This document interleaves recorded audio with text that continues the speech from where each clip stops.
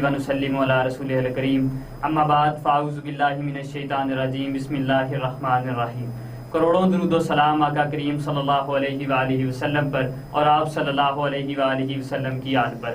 ادب تو یہ ہے کہ جب ان کا نام آ جائے وہیں زباں پہ درود و سلام آ جائے، فتح باب نبوت پہ بے حد درود، ختم دور رسالت پہ لاکھوں سلام۔ السلام علیکم ناظرین، پروگرام عشرہ مغفرت کے ساتھ آپ کا میزبان محمد ابو بکر آپ کی خدمت میں حاضر ہے اور آپ دیکھ رہے ہیں TNN نیوز۔ اللہ رب العزت کا جس قدر شکر ادا کرے کم ہے کہ جس نے ہمیں ماہ رمضان المبارک کا مقدس ساعتیں نصیب فرمائی۔ رمضان المبارک کا دوسرا عشرہ جسے حدیث مبارکہ میں عشرہ مغفرت قرار دیا گیا ہے، آج عشرہ مغفرت پر گفتگو کرنے کے لیے ہمارے ساتھ اسٹوڈیو میں موجود ہیں حضرت علامہ مولانا مفتی محمد نعیم اللہ صاحب۔ آئیے ناظرین مفتی صاحب سے گفتگو کا آغاز کرتے ہیں۔ مفتی صاحب سب سے پہلے تو میں آپ کو TNN اسٹوڈیو میں خوش آمدید کہتا ہوں۔ ویلکم۔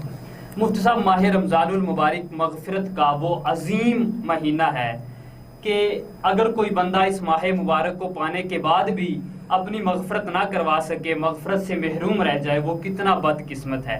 آپ ہمیں یہ بتائیے گا کہ عشرہ مغفرت کی فضیلت اور اہمیت کیا ہے؟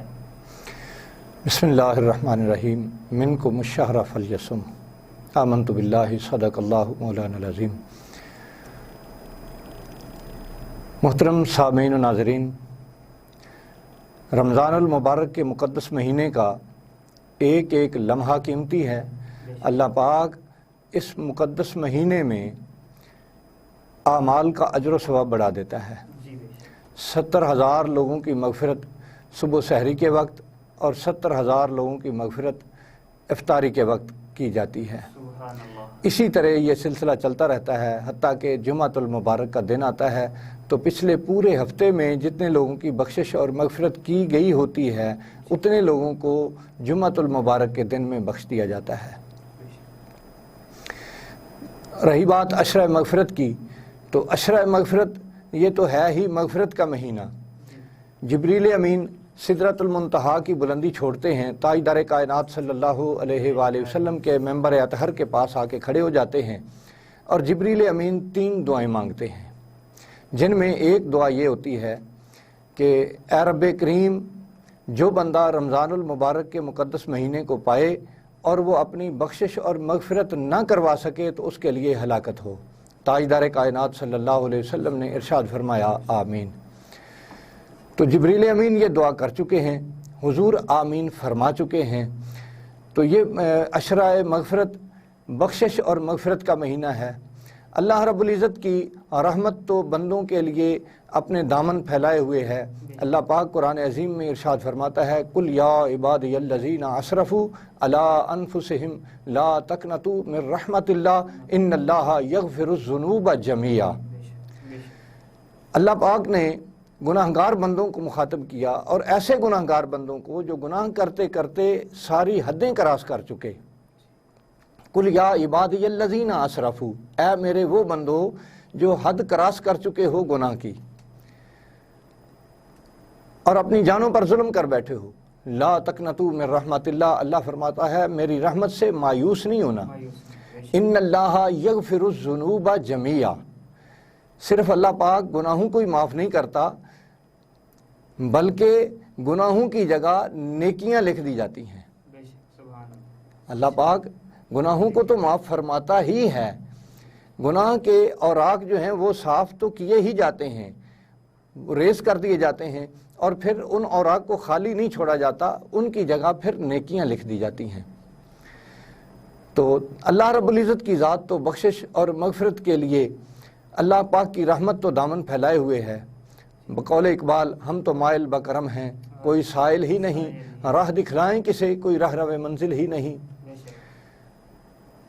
صحیح مسلم شریف میں حدیث پاک موجود ہے، بلکہ صحیح بخاری شریف میں بھی ہے، متفق علیہ حدیث پاک ہے کہ قوم بنی اسرائیل کا ایک بندہ جس نے 99 بندوں کو قتل کیا ہے، ایک دن اس کے ذہن میں خیال آتا ہے کہ اللہ پاک کی بارگاہ میں توبہ کی کوئی صورت ہے۔ وہ باہر نکلا، وقت کے راہب کے پاس جا پہنچا، جی میں اللہ پاک سے بخشش چاہتا ہوں، مغفرت چاہتا ہوں، بخشش کی کوئی صورت ہے، میں نے 99 بندوں کا ناحق قتل کیا ہے۔ تو وہ راہب کہتا ہے کہ ہوش کر، ایک ناحق قتل جو ہے یہ ناقابل معافی جرم ہے، تو نے 99 بندوں کو قتل کیا ہے اور اب بھی بخشش کی امید لیے پھرتا ہے، تیری بخشش نہیں ہوگی۔ اس بندے کے پاس خنجر تھا، اس نے کہا پھر اگر بخشش نہیں ہونی تو پھر 99 کیوں رہیں، 100 پورے کر دیے جائیں۔ اس نے اسی راہب کو خنجر مارا، اس کو بھی واصل جہنم کر دیا۔ پھر گھر لوٹ گیا۔ چند دنوں کے بعد اسے پھر احساس ہوا کہ نہیں شاید کوئی بخشش کا سبب مل جائے۔ پھر وہ نکلا باہر، ایک اور اہل علم کے پاس، راہب کے پاس پہنچا تو راہب نے اس کو بتایا کہ یہاں سے تھوڑے فاصلے پر اہل اللہ رہتے ہیں، اللہ کے صالح نیک اور مومن بندے رہتے ہیں، ان کے پاس چلے جاؤ، وہ تمہارے لیے اللہ پاک کی بارگاہ میں دعا مانگیں گے، اللہ پاک تمہارے گناہ معاف فرما دے گا۔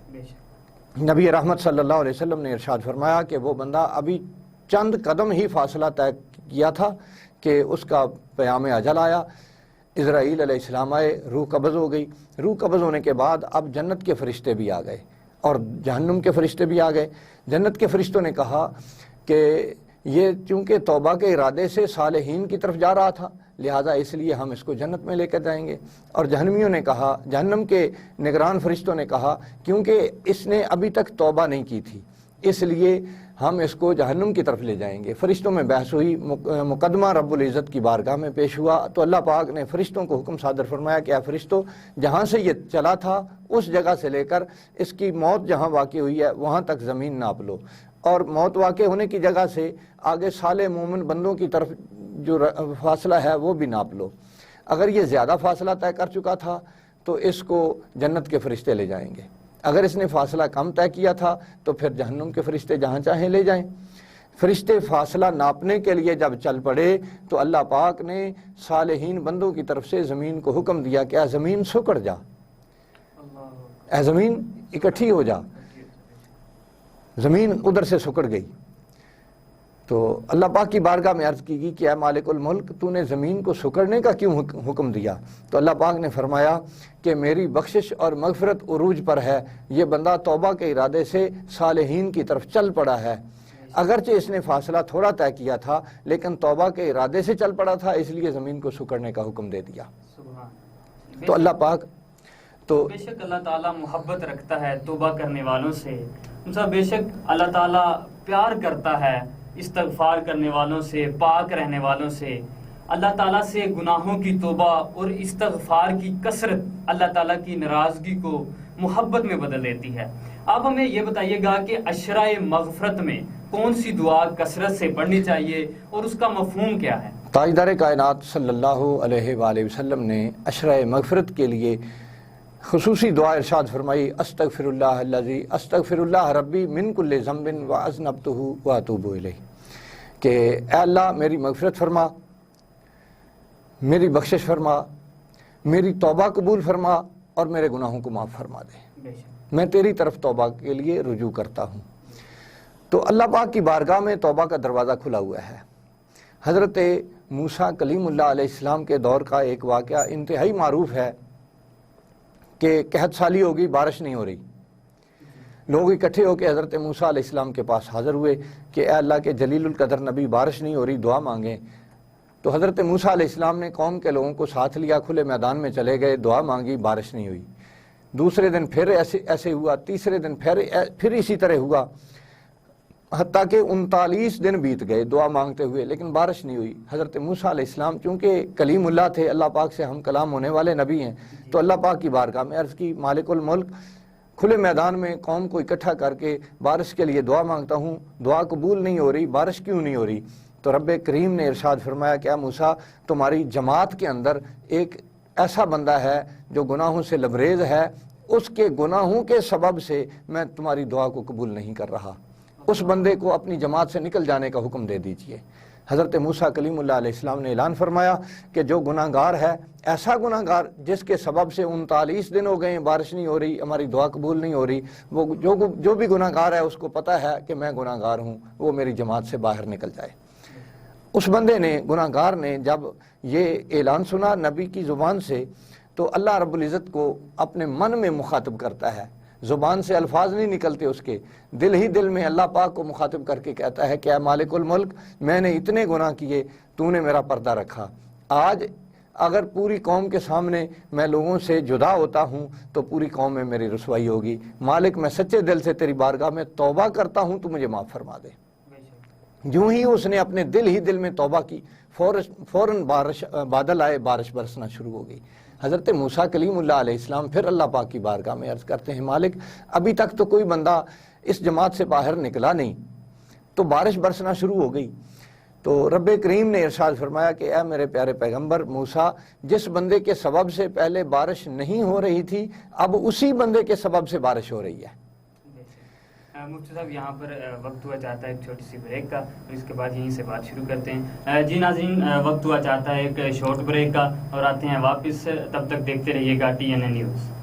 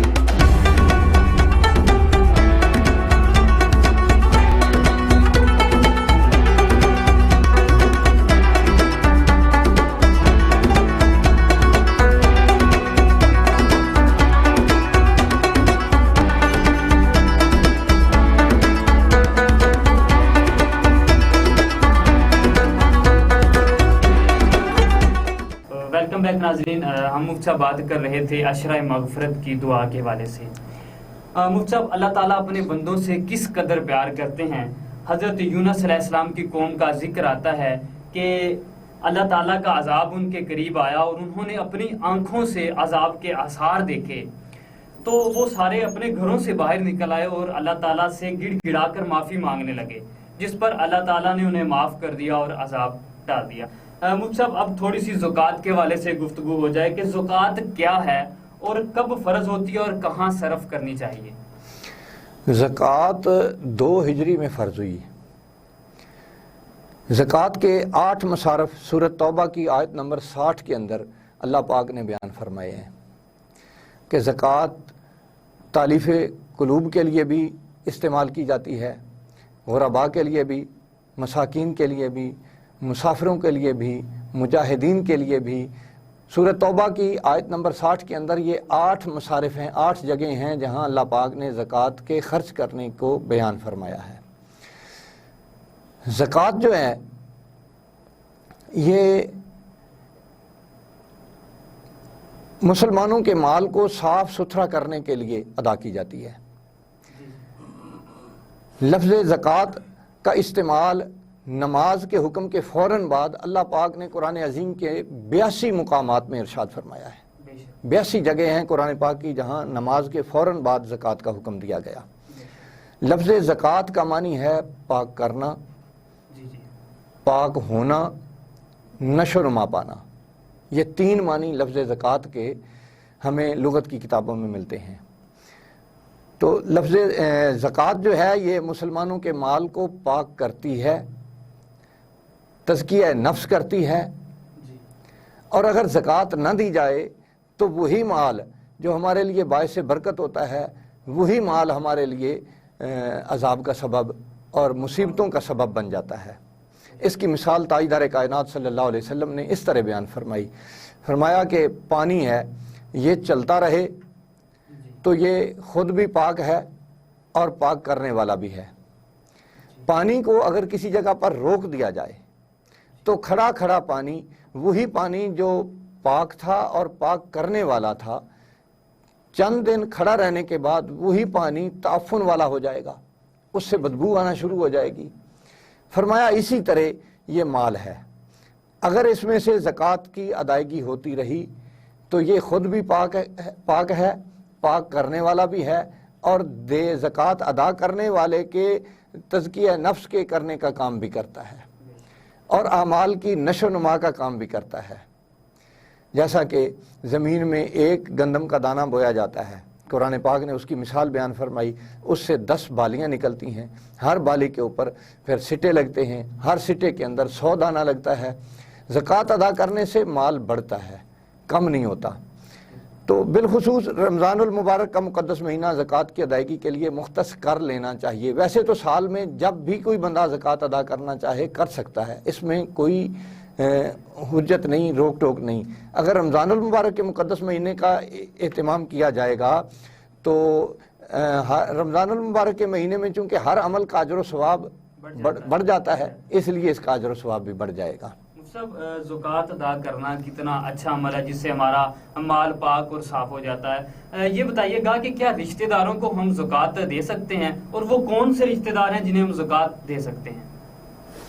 اس بارے میں تاجدار کائنات صلی اللہ علیہ وسلم نے ارشاد فرمایا کہ جو رشتہ دار بندے کے دنیا میں آنے کا سبب بنے، والدہ والد، دادا دادی، نانا نانی، اسی طرح انہی رشتوں کو اوپر تک لے جائیں جہاں تک جا سکتے ہیں، اور پھر وہ جو جن کے آنے کا بندہ دنیا میں سبب بنا ہے، بیٹا بیٹی، پوتا پوتی، نواسا نواسی، یعنی نسل آگے کو ہے یا نسل پیچھے کو ہے، ان کو زکوٰۃ نہیں دے سکتے۔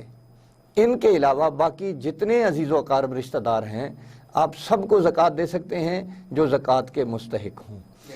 زکوٰۃ دوسرے لوگوں کو بھی دی جا سکتی ہے، جس کو چاہیں غریب کو دے دیں، مسکین کو دے دیں، راہ خدا میں خرچ کر دیں، جہاں چاہیں کر دیں۔ اگر عزیز و اقارب کو زکوٰۃ دیں گے تو اس کے بابت حضور نبی رحمت صلی اللہ علیہ وسلم نے ارشاد فرمایا ہے کہ دوہرا اجر ملے گا، ایک تو زکوٰۃ کی ادائیگی کا اجر، اور دوسرا تالیف قلوب کا اجر، صلہ رحمی کا اجر۔ صلہ رحمی کے بابت ہمیں اللہ پاک نے بھی اور نبی رحمت صلی اللہ علیہ وسلم نے بھی ہماری مسلمانوں کی یہی تربیت فرمائی ہے، جس کی مثالیں حدیث پاک کے اندر کافی ساری موجود ہیں۔ ایک تو بڑی معروف مثال ہے کہ مدینہ طیبہ میں میٹھے پانی کا ایک ہی کنواں تھا،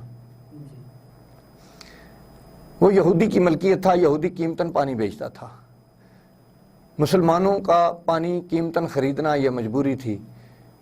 تو نبی رحمت صلی اللہ علیہ وسلم کی بارگاہ اقدس میں صحابہ نے شکایت عرض کی، حضور پانی قیمتاً خریدنا پڑتا ہے، پانی بہت مہنگا ہے، حضور کوئی شفقت فرمائیں۔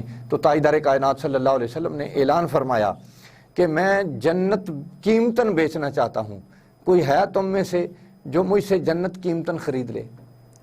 حضرت عثمان غنی رضی اللہ تعالیٰ عنہ آگے بڑھے، حضور حکم فرمائیے۔ تو کریم آقا نے فرمایا کہ وہ جو میٹھے پانی کا کنواں یہودی کی ملکیت ہے اس سے آدھا کنواں خرید لیا جائے۔ حضرت عثمان غنی رضی اللہ تعالیٰ عنہ نے 12,000 درہم میں وہ آدھا کنواں خرید لیا۔ آدھے کنویں کا مطلب یہ تھا کہ ایک دن کنواں یہودی کی ملکیت ہوتا اور ایک دن حضرت عثمان غنی کی ملکیت ہوتا۔ جس دن وہ کنواں حضرت عثمان غنی کی ملکیت ہوتا اس دن مسلمانوں کے لیے بغیر قیمت کے پانی وہاں لینا ہوتا، مسلمان قیمت کے بغیر وہاں سے پانی حاصل کرنے لگے۔ یہودی بھی حضور کی خدمت میں حاضر ہوئے، حضور ہمارے لیے بھی کوئی نظر شفقت فرمائیں۔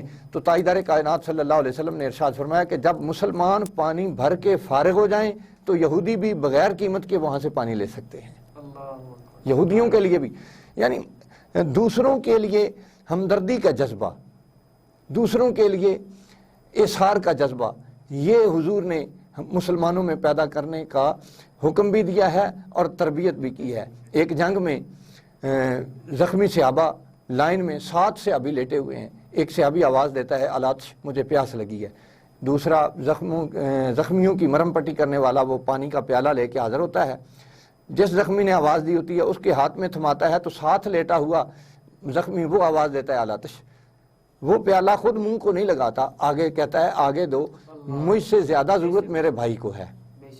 اسی طرح چلتے چلتے وہ پیالہ جب 7ویں بندے تک پہنچتا ہے تو وہ دار فانی سے پردے میں جا چکا ہوتا ہے، واپس پلٹتا ہے تو وہ بھی شہید ہو چکا ہوتا ہے۔ اسی طرح 7واں بندہ، پہلا بندہ جب آخر پہنچتا ہے تو وہ بھی شہید ہو چکا تھا. اس کیفیت میں کہ جب زخمی بھی ہیں, نزع کا وقت بھی ہے, ایسی صورت میں بھی خود پانی پینا یہ گوارا نہیں کیا کہ میری جگہ پہ شاید دوسرے کو زیادہ ضرورت ہو. محمد بن قاسم یہاں بر صغیر میں آئے, ملتان تک فتح کیا اس علاقے کو, بر صغیر کے علاقے کو. اس علاقے کو باب الاسلام کہا جاتا ہے. یہاں فتح کرنے کے بعد محمد بن قاسم 3 سال تک یہاں ٹھہرے رہے. 3 سال کے بعد حجاج بن یوسف نے پیغام بھجوا کر محمد بن قاسم کو واپس بلوایا. جو 3 سال جہاں تک فتح کا تعلق تھا اس وقت تک تو جنگ تھی. جب فتح ہو گئی, فتح کے بعد 3 سال تک محمد بن قاسم کی تلوار سے یا محمد بن قاسم کے کسی فوجی کی تلوار سے کوئی ایک کافر بھی قتل نہیں ہوا. اور محمد بن قاسم کے حسن اخلاق کا یہ عالم تھا کہ مسلمانوں کے ساتھ تو اخلاق تھا ہی. اس بر صغیر میں بتوں کو پوجنے والے بہت سارے لوگ تھے, غیر مسلم بہت سارے یہودی تھے, عیسائی تھے, ہندو تھے. جب محمد بن قاسم واپس گیا نا 3 سال یہاں گزارنے کے بعد, تو ہندوؤں کے ساتھ ہندوؤں نے جو محمد بن قاسم کا حسن اخلاق دیکھا, اس کی جو رواداری دیکھی, اس کے جو انصاف کی مثالیں دیکھیں, تو بت پوجنے والے لوگوں نے محمد بن قاسم کے بت بنا کر ان کو پوجنا شروع کر دیا. یہ ان کے حسن اخلاق کا عالم تھا. تو تاجدار کائنات صلی اللہ علیہ وسلم نے حسن اخلاق کی تربیت دی ہے, دوسروں کا دھیان رکھنے کی ضرورت پر زور دیا ہے, اور زکوٰۃ کا اصل مفہوم بھی یہ ہے کہ جو مالدار لوگ ہیں وہ غرباء اور مساکین کا دھیان رکھیں. مجھے جو بندہ زکوٰۃ ادا کرتا ہے اس کا اخلاق سنور جاتا ہے اور وہ سخیوں میں داخل ہو جاتا ہے. آپ ہمارے ناظرین کو جو ہے وہ عشرہ مغفرت کے حوالے سے کیا پیغام دینا چاہیں گے؟ یہاں میں ایک مختصر پیغام دینا چاہوں گا کہ حضرت امام حسن رضی اللہ تعالیٰ عنہ, حضرت علی کرم اللہ وجہ الکریم کے صاحبزادے, ان کے پاس ایک بندہ انتہائی غریب وہ پرچی پر لکھ کر کچھ بات لایا. اس نے آ کے امام حسن کو وہ پرچی پیش کی. شاید وہ اپنی غربت کا رونا چاہتا تھا. تو امام حسن رضی اللہ تعالیٰ نے جو ہی وہ پرچی پکڑی, اپنے خادم سے حکم فرمایا کہ جاؤ اس کو اتنے 1000 درہم وہ دے دو. خادم اٹھا, اتنے 1000 درہم اس بندے کو دے دیے اور وہ بندہ چلا گیا. اس کے جانے کے بعد خادم نے کہا کہ حضرت آپ نے تو پرچی کو بھی کھول کر نہیں دیکھا, بغیر پرچی کو دیکھے بغیر پڑھے اس کو آپ نے پیسے دینے کا حکم دیا, وہ تو میں نے دے دیے. پرچی کے نہ پڑھنے کی وجہ اور سبب کیا تھا؟ تو حضرت امام حسن رضی اللہ تعالیٰ نے جو جملہ ارشاد فرمایا وہ ہمارے جو زیادہ مال و دولت رکھنے والے لوگ ہیں ان کے لیے سنہری حروف سے, سونے کے حروف سے لکھنے کے قابل ہے. آپ نے فرمایا کیا تو یہ چاہتا ہے کہ جب تک میں اس کی لکھی ہوئی پرچی کو پڑھتا رہتا وہ سارے لوگوں کے سامنے یہاں ذلت کا سبب بنتا رہتا؟ تو میں نے یہ مناسب نہیں سمجھا. تو ہمارے جو زکوٰۃ صدقات ادا کرنے والے لوگ ہیں ان کو بھی چاہیے کہ سیلفیوں اور فوٹو شاپ کے چکر میں نہ پڑا کریں, لوگوں کی عزت کے ساتھ نہ کھیلا کریں, اور غریبوں کی غربت کا مذاق نہ اڑایا کریں. اللہ پاک نے ان کو مال دیا ہے تو وہ اللہ کی رضا اور رسول اللہ علیہ وسلم کی رضا کے لیے لوگوں پر خرچ کرتے رہیں. مفتی صاحب میں آپ کا بے حد مشکور ہوں, آپ نے اپنے قیمتی لمحات میں سے چند لمحے TNN نیوز کو دیے. اللہ تبارک و تعالیٰ سے دعا ہے ہمارا عشرہ مغفرت پر گفتگو کرنا اپنی بلند و بالا بارگاہ میں قبول و منظور فرمائے, اور اگر اسی گفتگو کے دوران ہماری کوئی کمی پیشی ہوئی ہے تو اللہ تعالیٰ معاف فرمائے. ارشاد باری تعالیٰ ہے کہ جب تک میرے بندے مجھ سے مغفرت طلب کرتے رہیں گے میں انہیں معاف کرتا رہوں گا. ناظرین, ہمیں گناہوں کو بخشانے کا موقع بھی پوری طرح دستیاب ہے, یعنی ماہ رمضان المبارک کی بابرکت گھڑیاں ہمارے پاس موجود ہیں, انہیں کسی بھی صورت میں ضائع نہیں کرنا چاہیے. اللہ تعالیٰ ہم سب کی مغفرت فرمائے, اللہ تعالیٰ میرے ملک پاکستان کی حفاظت فرمائے. پروگرام کا وقت ختم ہوا چاہتا ہے, اس کے ساتھ ہی اپنے میزبان محمد ابوبکر کو دیجیے اجازت اور دیکھتے رہیے TNN نیوز. ملتے ہیں کسی اور پروگرام کے ساتھ, تب تک کے لیے اللہ نگہبان.